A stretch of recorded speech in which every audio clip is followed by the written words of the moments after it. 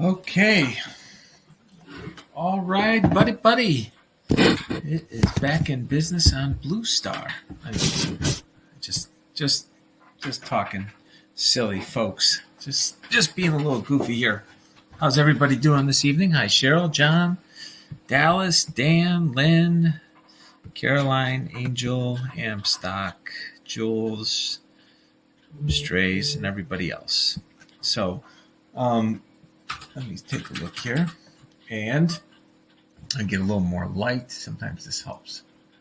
Okay. So, hey Jacob, how are you? Jeff, and so forth. Okay.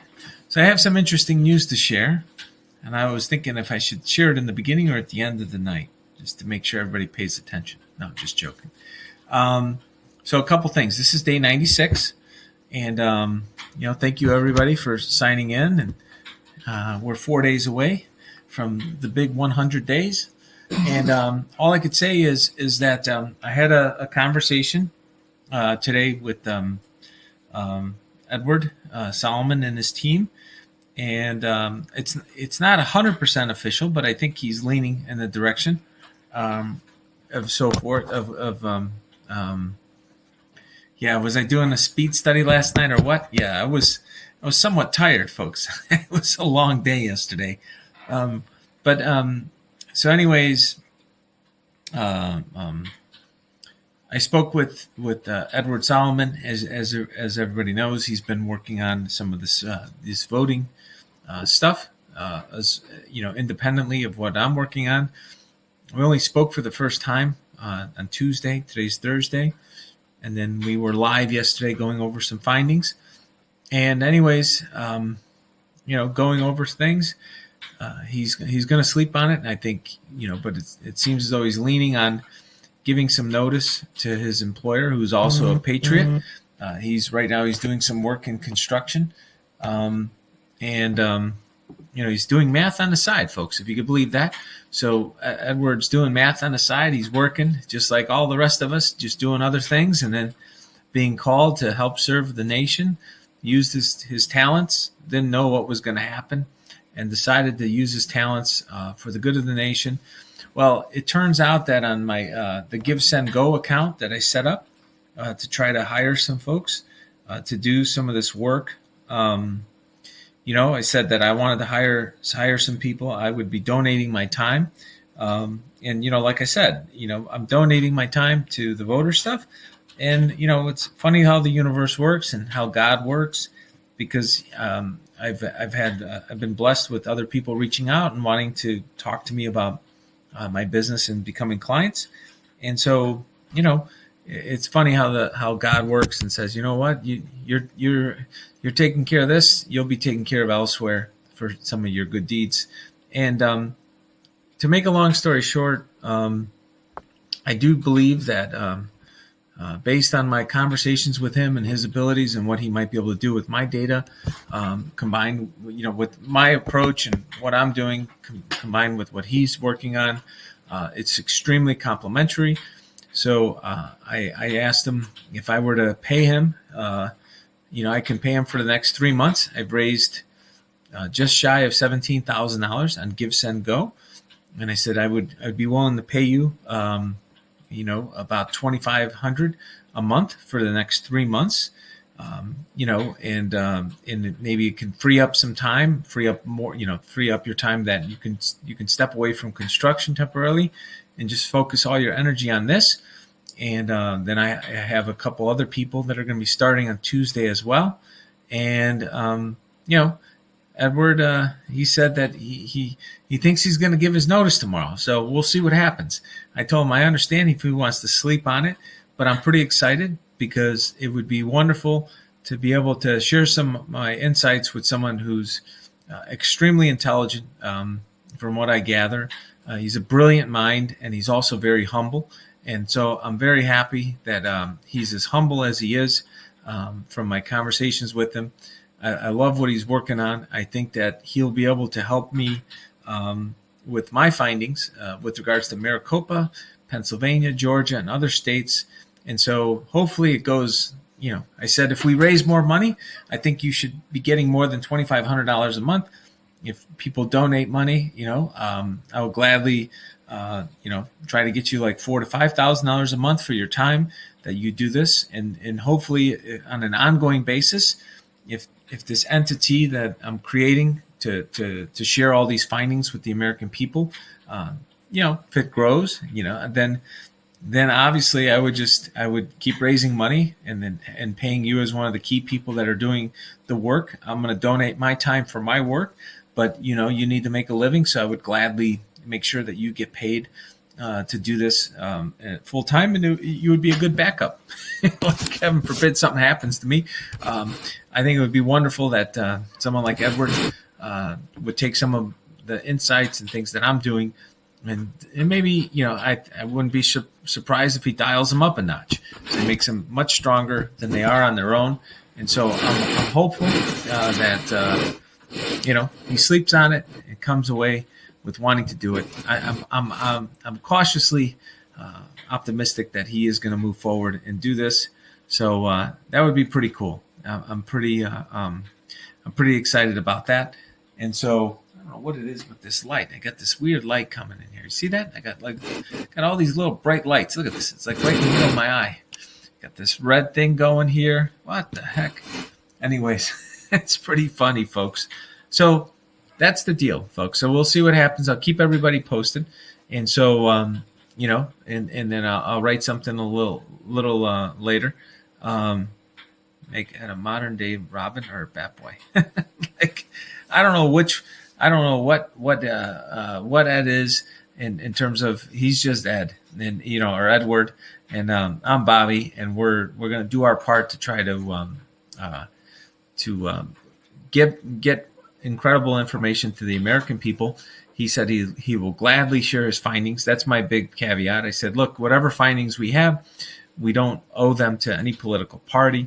Whatever we put together, we share with the American people, and both political parties can use it. We don't believe in the uniparty, and we do think that it should be, we think that we need to figure out how to get more people, more honest, good Americans to run for office. And the way we do that is by making sure that the elections are as clean and honest as possible. And then we will attract more honest Americans running for office. And so he agrees. And so I'm happy to hear that. So that's where we're at with that. Okay, Deuteronomy 29.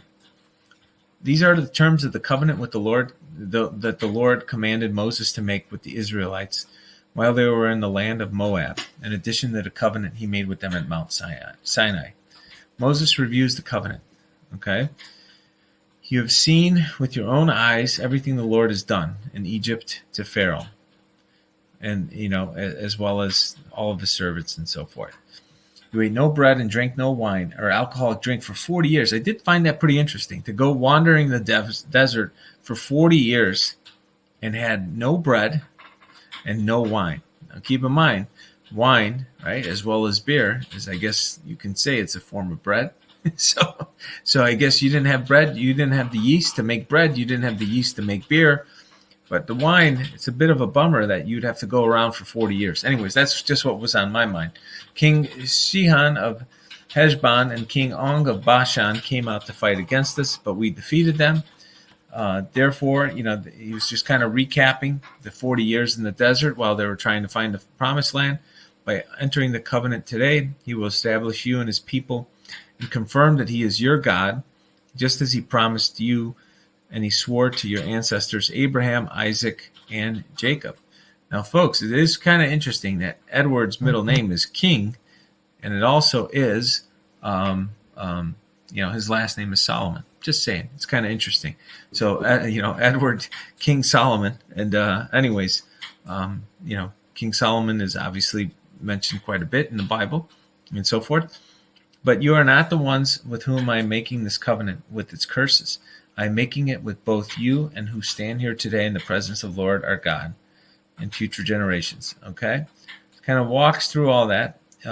Those who hear the warnings of his curse should not congratulate themselves. I am safe, even though I am following the desires of my own stubborn heart. So anyways, the Lord will separate them in the tribes of Israel to pour out the curses. Now, I do think it's interesting when curses are mentioned in the Bible. It's not something that's very common. When curses are mentioned, usually you fall out of God's good grace. You don't follow the Lord's the will and the commandments, and you don't obey. Usually, just good fortune doesn't fall upon you. Obviously, we've had plenty of stories where if you violate the rules, you can die pretty quickly, and some bad stuff happens to you, like where your life is over quickly. But this idea of being cursed and kind of wandering around, or what I think of when you're cursed, that you're going to live with that guilt and that shame indefinitely. You don't really usually hear about that. At least I don't really recall hearing about it too much. So it's always interesting. Then the generations to come, both your own descendants and foreigners who come from distant lands, will see the devastation of the land and diseases the Lord inflicts on it. They will exclaim, "The whole land was devastated by sulfur and salt. It is a wasteland and nothing planted and grows here, not even a blade of grass. It is like the cities of Sodom and Gomorrah, Admah and Zebul, which the Lord destroyed in his intense anger." Now, once again, it's not very common. Fortunately, it's not very common because we don't need God's wrath all over the planet, right? We'd have a nuclear wasteland, right? Can you imagine if God's wrath had us direct weapons of mass destruction at each other or something? I'm glad that God hasn't gotten that angry very often, and so forth. Oh, I like Adam. You're either walking in a state of grace or you're not.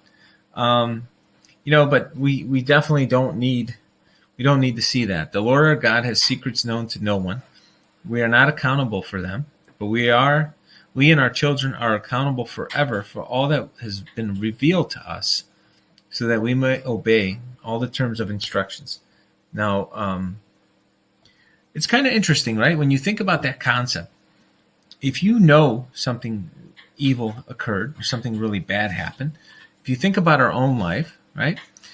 When somebody does something that is wrong and it's unforgivable, I think we all know what I'm talking about, right? There's some people that do some things that are just simply unforgivable.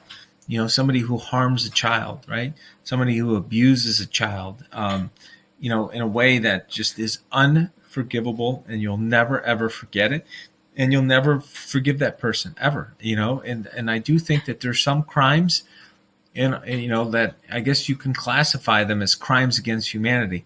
When something is a crime against our very essence of being a human being, against our humanity, against our spirit, who we are, what makes us tick, what we all feel deep down inside to our soul, I do think that those things do warrant being cursed. Maybe that's that cursing effect.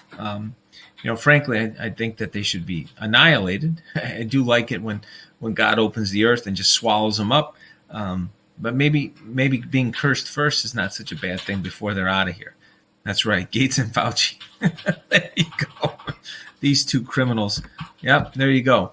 Absolutely. These two criminals need to go. Anyways, I do think it's pretty interesting. And I do think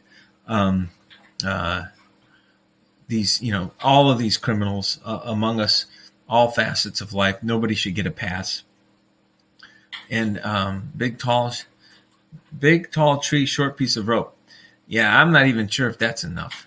I kind of, I know we have no cruel and unusual punishment in our laws. I get it, but hopefully God doesn't play by those rules. God can do what God wants, and so hopefully God steps it up a little bit on our behalf, knowing how disgusted we all are, and so forth. And God can make sure that the punishment exceeds the pain caused by the crime. not just against the victim of these individuals, like the person itself, but their family, but also our society. So let's go to Deuteronomy 30. A call to return to the Lord. In the future, when you experience all these blessings and curses I have listed, when you are living among the nations in which your Lord your God has extended to you, take to heart all these instructions. If at that time you and your children return to the Lord God, if you obey with all your heart and soul, then the Lord will restore your fortunes. Folks, this is what we've been talking about. If we turn our back, we turned our back on God as a nation. We let a lot of evil things happen. There's some interlopers and scumbags like George Bush who would act as though he was religious, and the whole time he was a very evil individual. Same with his whole family. They co-opted religion. They sold out this country. They squandered trillions of dollars on wars. They did so many evil things, destroyed tens of thousands of factories by shipping them over to China. Drug trade, all this type of stuff was really going. Who do I need to hammer, folks? Hold on a second. Let me see. It seems as though I need to hammer somebody here. Hold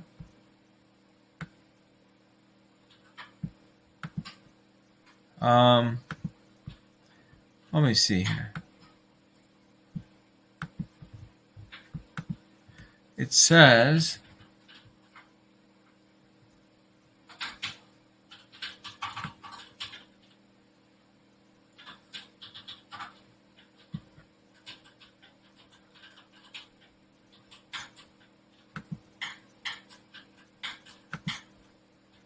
yeah, I don't know who that is, but that guy's gone. Okay. So anyways, it is better for him that a millstone were hanged around his neck and he cast into the sea, that he should offend one of these little ones. There you go. I do like that one. That is very accurate, and we should make sure that happens. Dundee's no longer with us, John. He's out of here. And so, and by the way,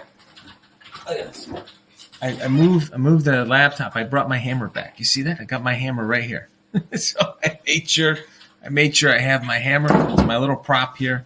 Got to make sure that I have my hammer. So anyways, the hammer is with me at all times. We got to make sure we knock these guys right out. And anyways, so, as we turned our back on God and we're all kind of coming back, I was talking about it today. I'm not sure. I think I was talking to you, Maria. Maria, I think, what were we talking about this today? I said that, if you look at the Trinity and you got the Father, Son, and Holy Spirit, in U.S., like in our society, we've been told not to speak about religion, politics, and so forth in our career. You're not supposed to talk about these things. And when you sit there, when you sit there and you think about it, in the concept of the Trinity, who we are is tied to our belief system, our value system, and that's tied to our religion and how we kind of view the world and how we do things.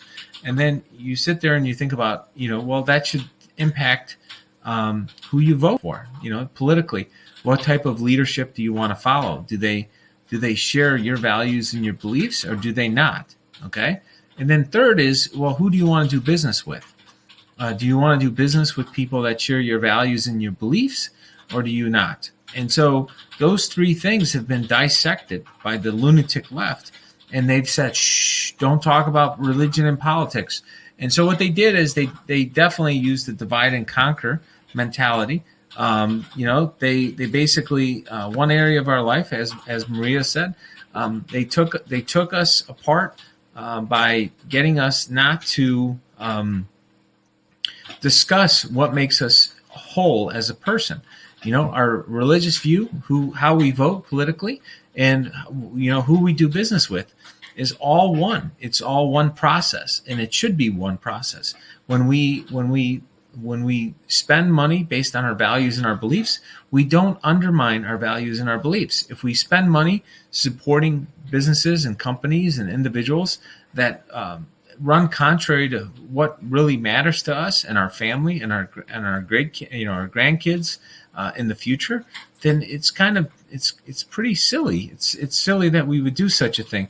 And so I do feel as though there is a return to this, where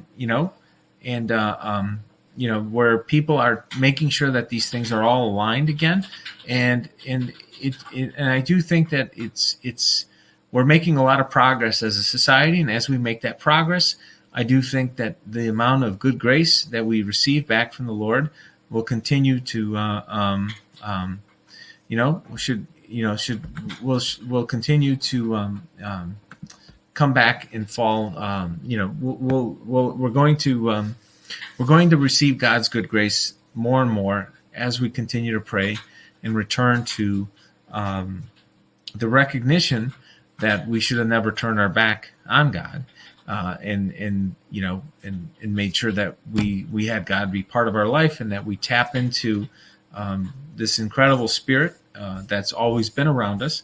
We just chose to turn our back on it and think that we didn't need it. So new information just dropped about New Hampshire audit. So that's pretty cool. Is it good? I hope it's good. So let's hope it's pretty good. Thank you, Colette. I don't think I've seen you before, but we're all doing our part. So hopefully everybody else continues to step up. I'm excited to see what happens in the upcoming week or two. Like I said, I have 2 people that are going to be helping get things going, with contacting all the volunteers that want to get involved. Hopefully between that and what Edward is going to be doing, working with me, we can really speed things up quite a bit. That's the goal, and keep the positive momentum going for the whole country. So that's the goal, at least, folks.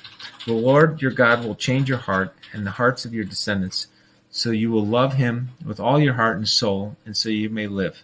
The Lord your God will inflict all these curses on your enemies and those who hate and persecute you. Then you will again obey the Lord and his commands. And so, with regards to cursing, I know the Bible's talking about this, and God will curse. I don't mind if God curses, right? I mean, on our behalf and so forth, if that's what happens, but personally, I try not to curse anybody. I think that, I think that's a dangerous path to go on. When you curse, and you wish somebody ill will, I can't help but think that it can fall back onto you if you do such a thing. And it's one thing if so being shown on Nick. So, I'm glad to hear that New Hampshire is going well. I do think that I've seen a lot of good stuff coming out, or hearing about it. I haven't watched it all, but that's wonderful that that we're going to continue to see great news, because the nation is united. The nation is praying. You can feel it. You can sense it in the air. You can see the mood and everything change all around us. People are much more optimistic. They're happier, and I think that we are all going to witness absolutely amazing things in the next few months, and that's wonderful. Wisconsin is also investigating. That's what I'm saying. This stuff is all opening up. It's all opening wide up, which is absolutely outstanding. So let's talk about the choice of life or death. Okay, this command I am giving you today is not too difficult for you. It is not kept in heaven, so distant that you must ask, who will go up to heaven and bring it down so we can hear it and obey? Who will cross the sea to bring it so that we can hear it and obey? Okay? Now listen, today I'm giving you the choice between life and death, between prosperity and disaster. For I command you on this day to love your God and to keep his commands, decrees, and regulations by walking in his ways. If you do this, you will live and multiply, and the Lord your God will bless you in the land you are about to enter and occupy. But if your heart turns away and you refuse to listen, then I warn you that you will certainly be destroyed. And, this is super relevant to what we're going through right now, folks. If you want to obey and you want to live a righteous life and you want to do the right thing and you want to speak out against evil and you want to make sure that people that do wrong things, if we don't speak up and unite against evil, we are going to be destroyed. It's inevitable. But if we are willing to fight for justice and liberty for all, right? Justice and freedom for all. So usually you hear it, liberty and justice for all. But what I would say is justice and liberty for all. So we should all be free, and we should be free to make our own choices. We should not be beholden to a bunch of scumbags who are rigging elections, who've been spying on us for a long time and so forth. And so as a result of all these people spying on us, they've been literally stacking the deck in their favor. That's why they act with such outright callous. They're just so callous. They're so pompous, and they know that they win because they just keep cheating. How do you think you get some lunatic like AOC in there, or some Somali woman, from Minnesota that hates this country, or some other woman from Michigan who hates this country? I don't even know these people's names. I try to block it out. But these people are criminals. Like even here, I have this Undertaker Underwood in my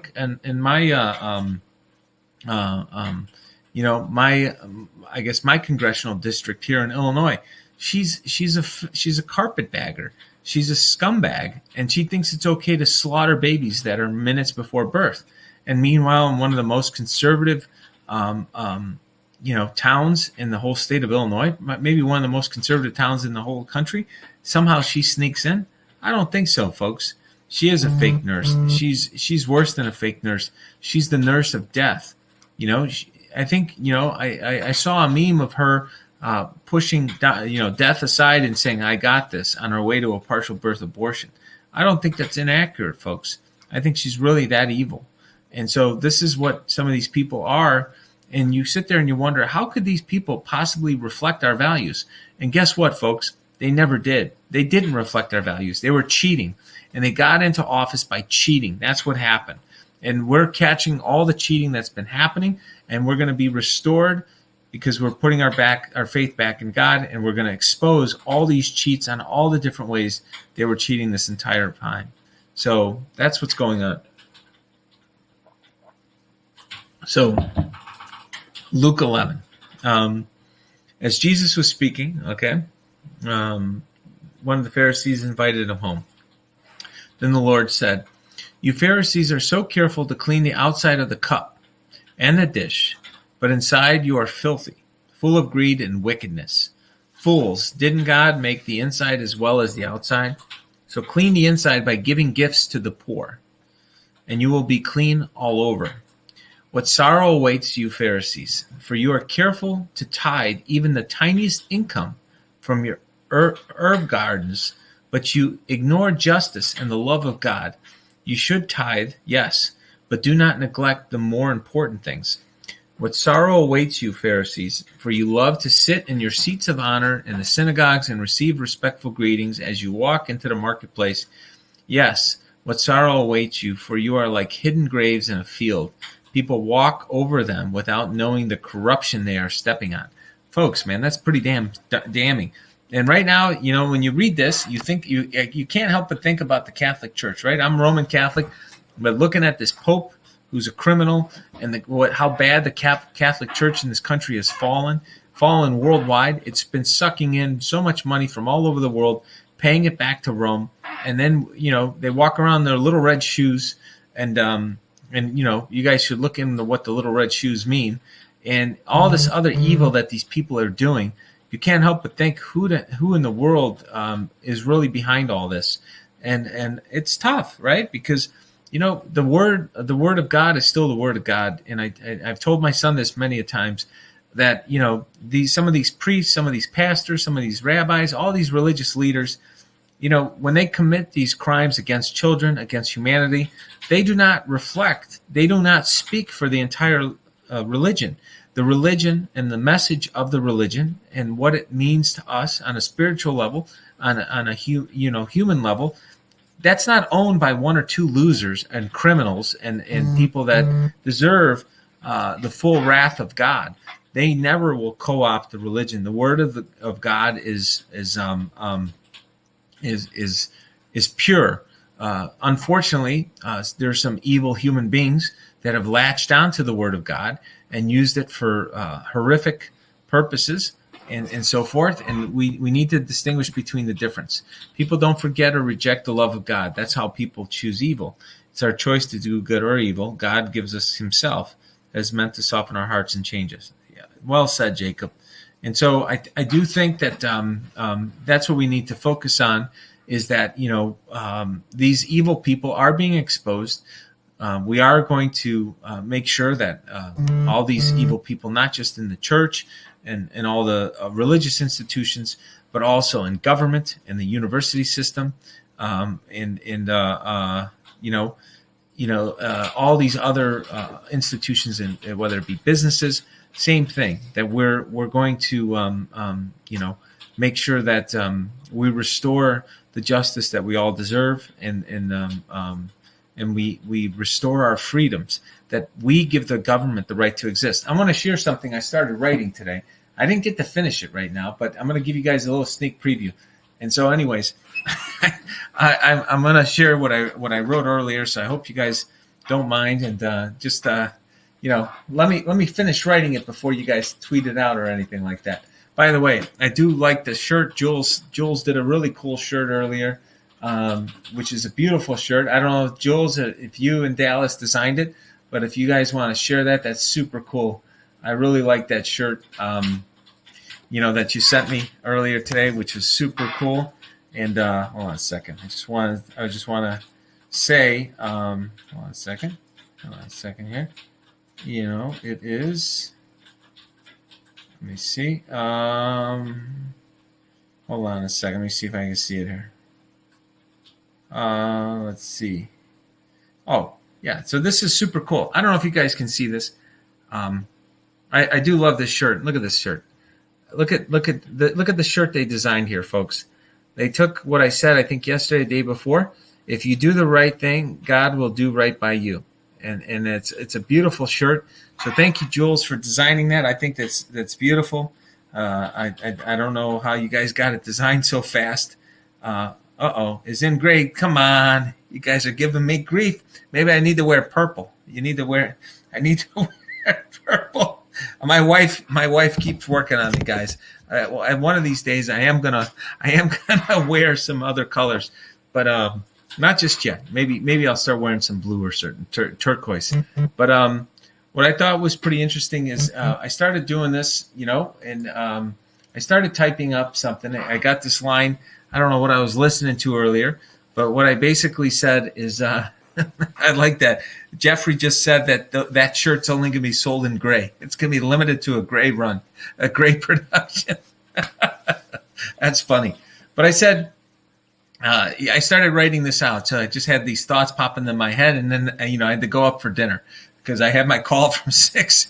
So I wrote down, if we continue to claim to be Americans, we all need to start acting like Americans, right? 1, only God holds dominion over us. Not machines, not other human beings, only God. 2, we the people give the government the right to exist, not the other way around. 3, every woman and man, not delusional or other or non-biological sexes, has equal rights in America.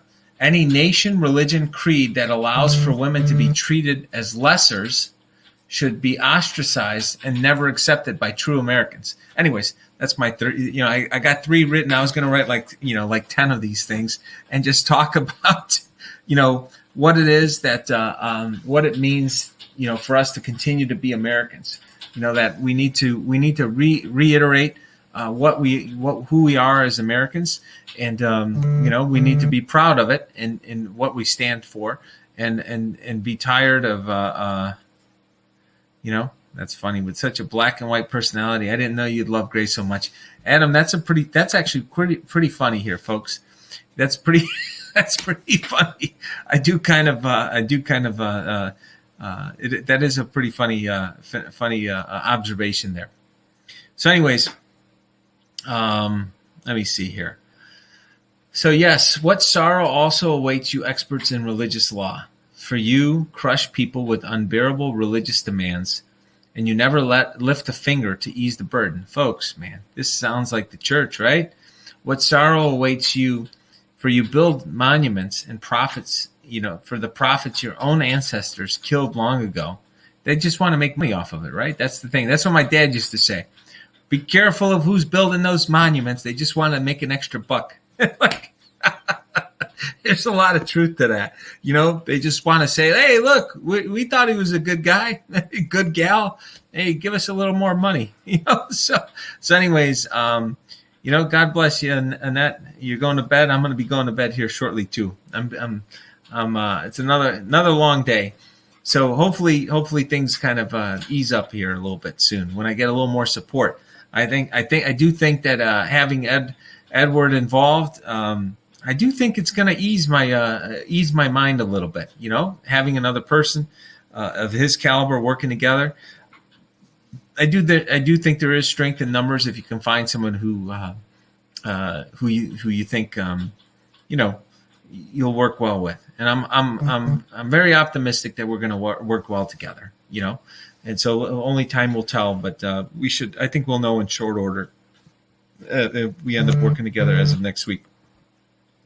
So, but in fact, you stand as witnesses who agree with that. Your ancestors still did. They killed the prophets, and you join them in crime by building the monuments. This is what God in his wisdom said about you. I will send prophets and apostles to them, but they will kill some and persecute the others. As a result, the generation will be held responsible for the murder of all God's prophets. From the creation of the world, from the murder of Abel to the murder of Zechariah, who was killed between the altar and the sanctuary. Yes, it will certainly be charged against this generation. What sorrow awaits you, experts in religious law, for you remove the key to knowledge from the people. You don't enter the kingdom yourselves, and you prevent others from entering it. That's pretty interesting. So they take away the key from all of us as to what we need to do, right? Oh boy, who's going on here? We got another one. If Venom was a kid, who's going on here? Who snuck in here, folks?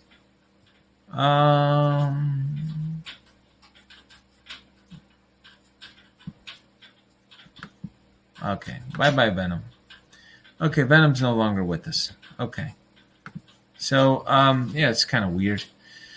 So when you sit there and you think about this, a lot of these people. We look around the world, and I understand the importance of having some intellectual property.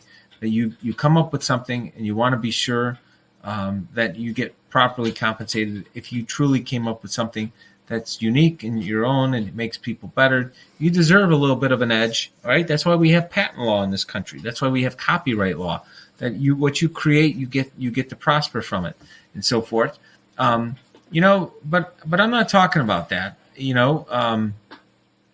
If you come up with something, let's just say you observe something and it wasn't your idea. So you saw a really great idea that somebody else came up with, right? So you saw something, in a book. You came across a mathematical concept, that Einstein talked about. I love to talk about Dr. Feynman, Richard Feynman, in physics. And you saw these principles of these unbelievable minds that came up with something, right? And you saw how those concepts can be used and shared with the world, with the American people. And you know that they could be used, and you hoarded it, and you didn't want to share it with anybody else. I think you're just a jerk.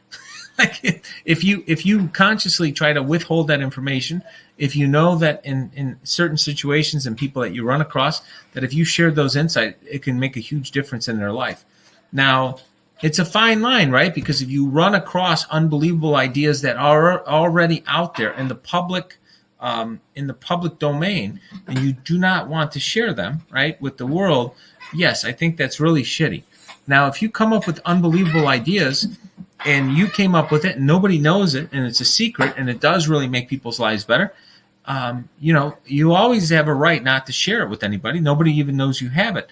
But if you do share it, you should be fair about it. You should be equitable and share it, and you can get compensated for whatever that idea is. And that's how patents work. And so I think that's I think that's what's being said here. If you have the key of knowledge, don't take it away and then prevent other people from using the key.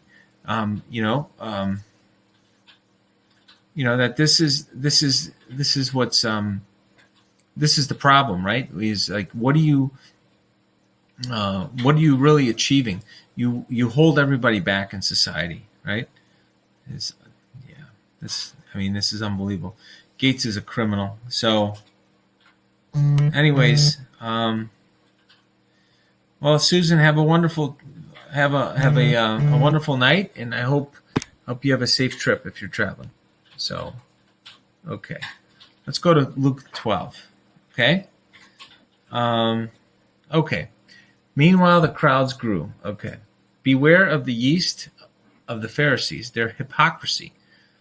The time is coming when everything that is covered up will be revealed, and what is secret will be made known. Man, does this sound familiar? We've heard this quite a bit in the past 3 to 6 months. Whatever you said in the dark will be heard in the light, and what you have whispered behind closed doors will be shouted from the housetops for all to hear. Actually, I think this phrase is also in, a song by Johnny Cash. Anyways, I think it's When the Man Comes Around. Dear friends, don't be afraid of those who want to kill your body. They cannot do any more after that. But I'll tell you who to fear. Fear God, who has the power to kill you and throw you into hell. Yes, he's the one to fear. What is the price of 5 sparrows, 2 copper coins? Yet God does not forget a single one of them. And the very hairs on your head are all numbered. So don't be afraid. You are more valuable to God than a whole flock of sparrows. And so, it does help me bring peace from the standpoint that, when you think about it from the standpoint that all these people that are, crimes are committed against these children, other members in our society. Sometimes it doesn't feel like we're in a time where justice is being served. We have corrupt judges. We have corrupt legal systems. There's a movie called Law Abiding Citizen. You should check it out. I think it's with Gerard Butler. And, he's this guy that has a very unique skill set. Something happens to his family. And then if anybody's seen the movie, you know that he just decides to become a law-abiding citizen and follow the law as a private citizen because everything around him has become so corrupt. And it's an interesting movie. You should watch the trailer. But anyways, law-abiding citizen. You should check it out.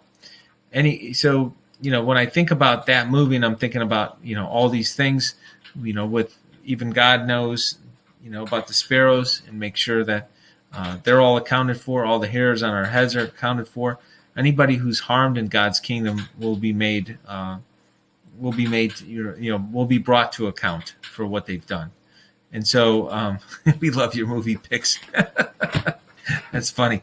Yeah, no, I do like that movie. It actually cheers me up sometimes. Like when I watch that movie, I think when I see some of these movies, I think I feel the same way a lot of Americans do. It's like, where's that guy? Where's that guy?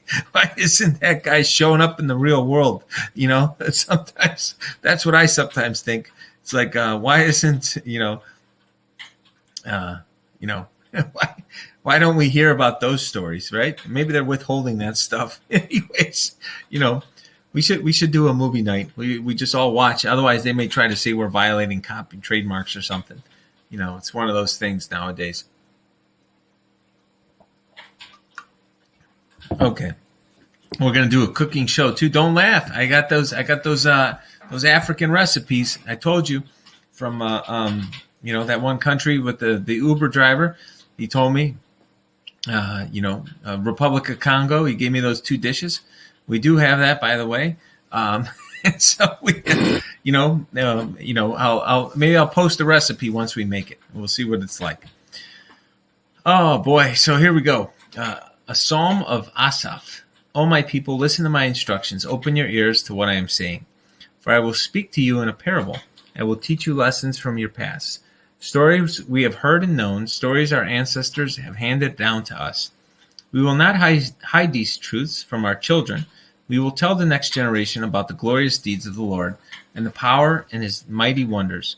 For he has issued his laws to Jacob. He gave his instructions to Israel. He commanded our ancestors to teach them to their children, so the next generation might know them, even the children not yet born, and they in turn will teach their own children. So each generation should set its hopes anew on God, not forgetting his glorious miracles and obeying his commands, that they will not be like their ancestors, stubborn, rebellious, unfaithful, refusing to give their hearts to God. Now, folks, you think about this, right? Right now I see 118. I don't know if you guys see the same thing. By the way, you want to hear a funny story, Jeff? I'm going to tell. This is true. This is what happened. So somehow, Bobby Flay, I don't know how I came across him. I think I saw him on maybe on Twitter or something. But anyways, I tweeted at him, right? I was kind of shocked that he responded.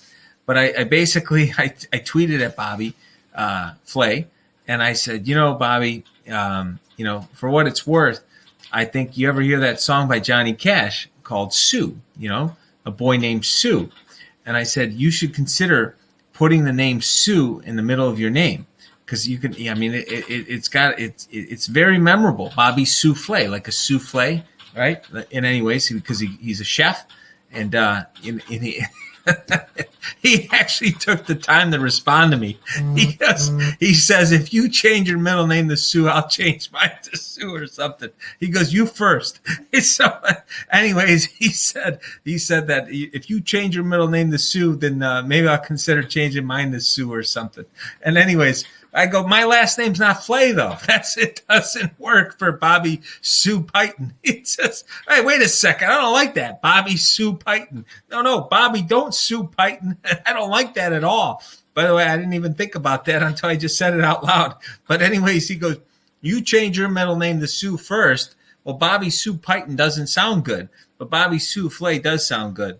Anyways, Bobby Sue would be pretty funny. And anyway, so who knows? But Johnny Cash is the best. I love Johnny Cash. You never get tired listening to Johnny. So anyways, going on this, making sure that the youth talk about God and so forth and think about how wonderful God is. Folks, they learn from examples. And, right now, because religion has been stamped out for like a generation, you're not supposed to talk about it at the dinner table.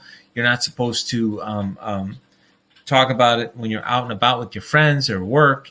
It's been taken out of the classroom, it's taken out of the workplace, taken out everywhere. They try to stamp it out. Is it a shock that our youth is not appreciating God as much as they should? And I think this is what we need to do. We need to put it back into the schools. They should be teaching the Bible year round in schools. I don't think it should, I think it should be at least 15 to 30 minutes a day. I think there's wonderful lessons. You could relate it to what's going on in the world. And I think that it would help make people better. Why is it that you go to prison, right? In this country, people get thrown in prison and then they're given a Bible. Like, it doesn't make any sense. You give people a Bible when they go to prison, but then you don't want to give them a Bible to keep them out of prison. It doesn't make any sense whatsoever, folks, that this is the world we live in.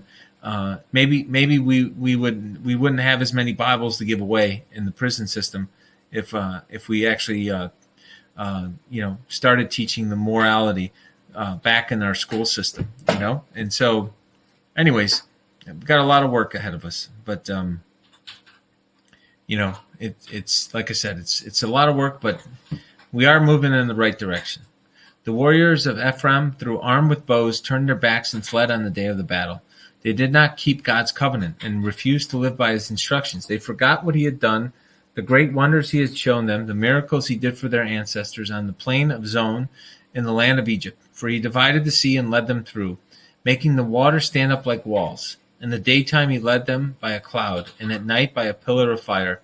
He split open the rocks in the wilderness to give them water as from gushing spring. Right? These are all the stories of Moses. He made streams pour from the rock, making the waters flow down like a river. Yet they kept on sinning against him, rebelling against the Most High in the desert. They stubbornly tested God in their hearts. Remember, they kept complaining. They kept talking about, complaining to Moses.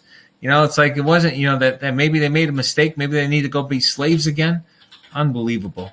They stubbornly tested God in their hearts, demanding the foods they craved. They even spoke against God himself, saying, God can't give us food in the wilderness.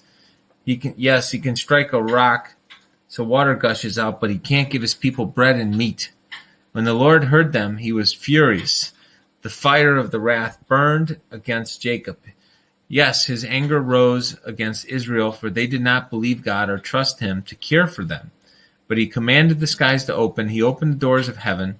He rained down manna for them to eat. He gave them the bread from heaven. They ate the food of angels. God gave them all they could hold. He released the east wind in the heavens and guided them south by the mighty power. He rained down meat as thick as dust, birds as plentiful as the sand of the seashore. He caused the birds to fall within their camp, all around their tents. The people ate their fill. He gave them what they craved, but before they satisfied their craving, while the meat was in their mouths, the anger of God rose against them, and he killed their strongest men. He struck down the finest of Israel's young men. So, I guess the moral of the story is, careful what you wish for. You're going to sit there and you're going to complain, and then, you finally get what you've been complaining about. Maybe there's a price for that complaint. And that's an important lesson to remember. I'm always careful of, when you sit there, there's like a fine line, right? When you want to complain about something, you want to do it in a respectful way, right? Then I guess if it's respectful, then it's not really a complaint. I guess complaining is, I guess I associate most complaining as disrespectful, because you should be grateful. If something isn't to your liking, you have a choice. You don't have to go back, right? That's one choice. If you went to a store, you went somewhere, and you had a horrible experience, you don't go back. That's one way of dealing with the complaint. Another way of dealing with it, if you really care about the person, you don't complain.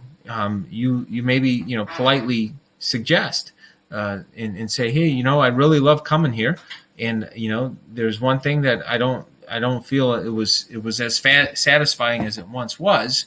Do you mind if I share that with you? And you just ask for permission. So I think if you have a suggestion and you ask to make the suggestion, people are much more apt to listen. When you make a suggestion, and a second here, what is this crap? Hold on, another person. Okay, that guy's gone. Okay, so that person's gone. Unbelievable. Satan rules the air. Okay, just very bizarre. Some people coming in here. If you take the time to actually go about it in a constructive manner, then it's not a complaint, And I think that's the key. If it's constructive, it's not a complaint. If it's not constructive, it is a complaint. So that's the big difference, I would say, between the two. So, wow. The school principal was saying that mentioning Jesus was not acceptable. Unbelievable. This is the world we live in right now, It's pretty wild. So it's unbelievable. We hear about it. We've been warned about it for years. And then, it's really playing out. It's really playing out that they're trying to silence everybody. They are trying to use their own system against us. That's the irony in all this. These communists are so evil. It's horrible. So, Proverbs, truthful words stand the test of time, but lies are soon exposed. Deceit fills hearts that are plotting evil. Joy fills hearts that are planning peace. So, that principle is, we should definitely get that person out of here. In terms of in the school, they should remove them, following the rules, and and he doesn't reflect the values of that school and the community, he should be removed. You know, read the Lala. Hold on a second. Lala Morningstar.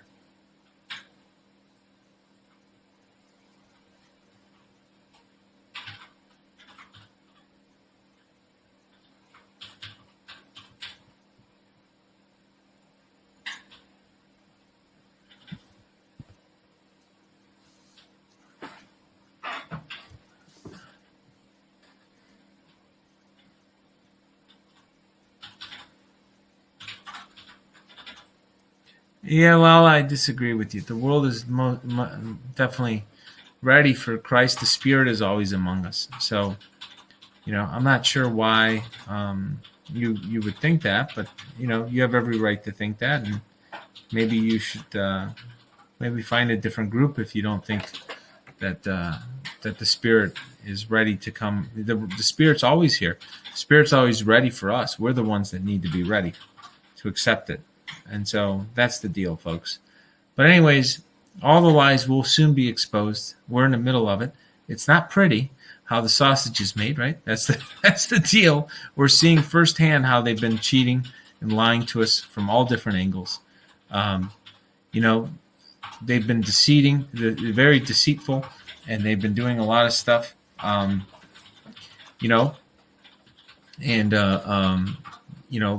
plotting evil against us and thinking that we would never see it.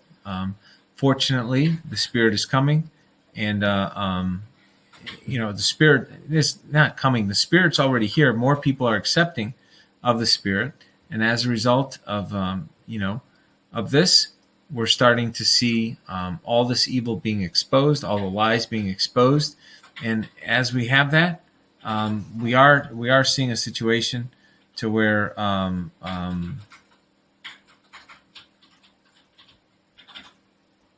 hold on a second. I don't know. I wouldn't worry about it. I don't think that they're having a problem here. Morningstar is just, slightly different things here. But anyways, just going back to this whole concept of peace, if wait, who's Celicia Lemonhammer?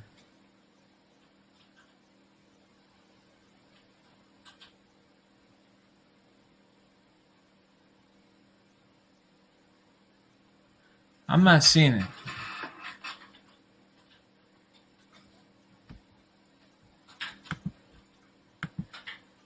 Okay, there we go. They're gone. Okay, so all I'm saying is, as we're exposing all of this, and we see that justice is being restored, it does bring us. I got rid of Layla. Layla, wait, yeah, no, Layla or Layman? Layman Hammer.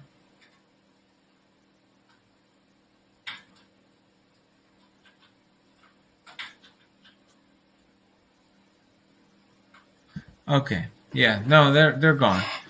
Yeah, so what I'm saying is that as all this is being exposed, we are getting a lot more peace, and as we get more peace, the nice thing is, as we continue to be filled with peace, we tend to pray more, and we continue to bring ourselves more peace. It's a virtuous cycle. So the more we feel that justice is being served, the more we can feel the Spirit among us, and that we're tapping into all that, and so forth. That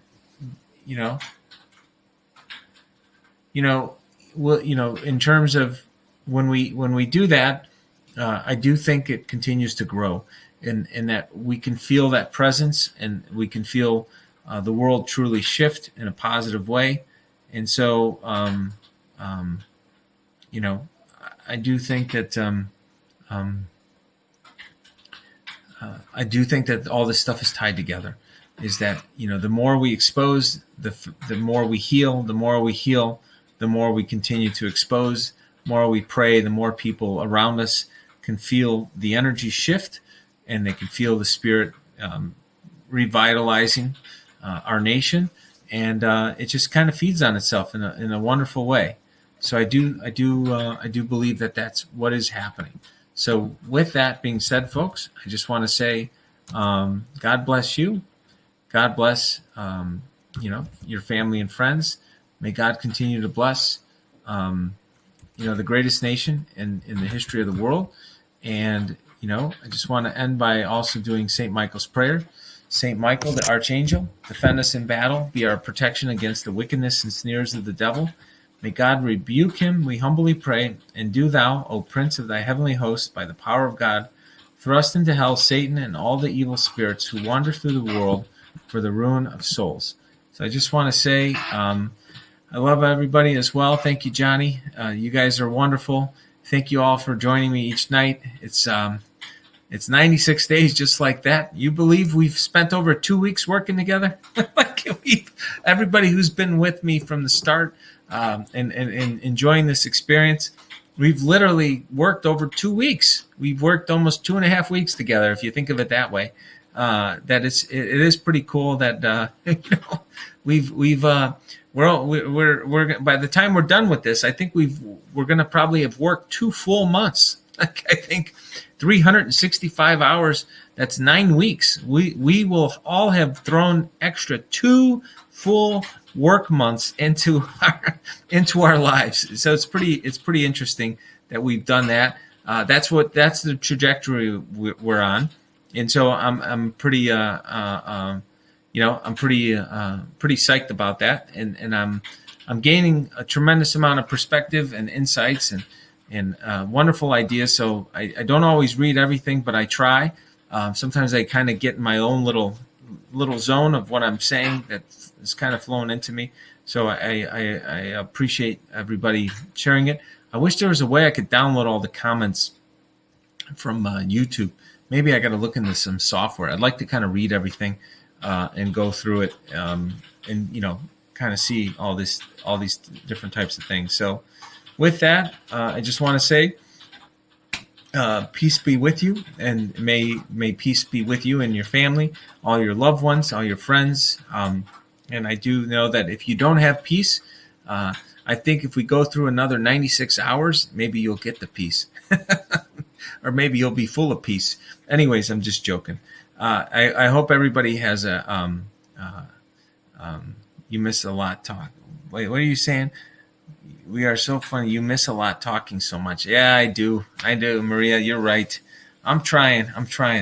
But man, I wish I had more time in the day. It would be so much. There's just so much to do in this world. It is wonderful, and we just all have to keep. I'm not sure. Unban Cilicia. Who did I ban Cilicia? I don't know how I unban Cilicia. What's going on here? Hold on. How do I unban somebody, folks? Do you know how I unban somebody? We need 10 minutes.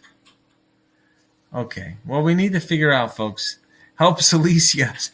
Sorry. Hey, Ronan, do you know how to get rid of somebody you banned? What? On YouTube, do you know how to? Oh boy, you banned her, Mason. Guys, I'll figure out how to unhammer. How do I unhammer somebody? I'm gonna have to. Be a settings. Hold on, maybe settings. Let me take a look here. Okay, hold on, folks. You should be able to see all the viewers. I know, but how do I? General, guest. Hold on, folks. How do I unban somebody? Hold on. What is going on?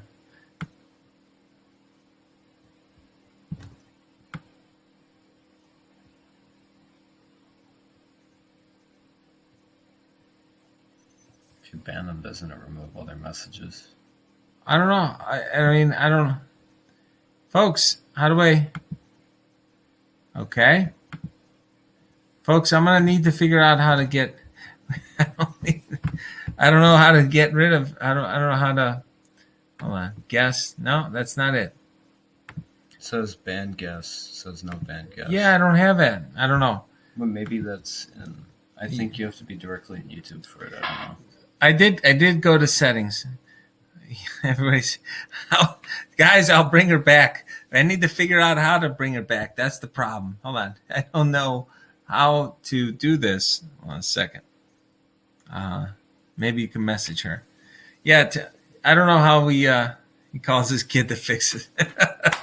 Well, he can't fix it right now either. We need to figure it out. No, I think you have to be in YouTube. I went in settings. Oh, you know what, folks? Here's the deal. Here's the deal.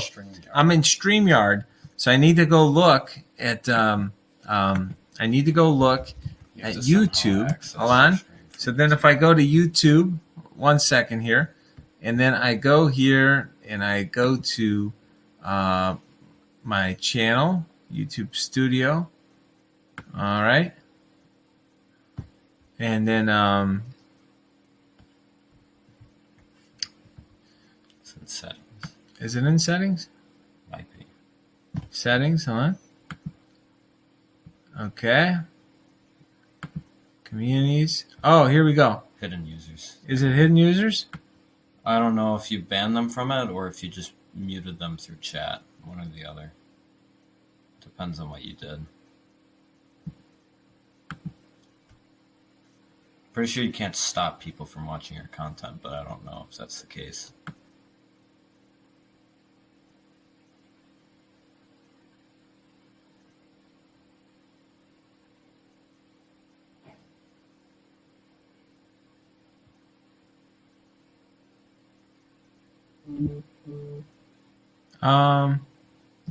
Okay, folks, here's the deal. I'll find Celicia. Celicia is going to sue. That's Bobby. My new name's going to be Bobby Sue Python. Anyways, I'll make sure I get it fixed, folks. So I will work on it. I got to check it on. It won't. I don't think it'll work over here because this is StreamYard. I need to do it through YouTube, my channel. So I will make sure I get it fixed. So Celicia Lehman, I'll make sure I get it fixed. Okay, guys. So I hope everybody has a wonderful evening. I'll see everybody tomorrow, and God bless.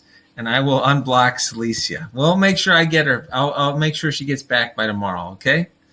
Have a good night, everybody. You make sure, Maria, text her or email her that she'll be coming back. Wait, Sue Bobby, not Bobby Sue. Thanks, Adam. Okay, I'll make sure it gets fixed. Have a good night, everybody. Thank you.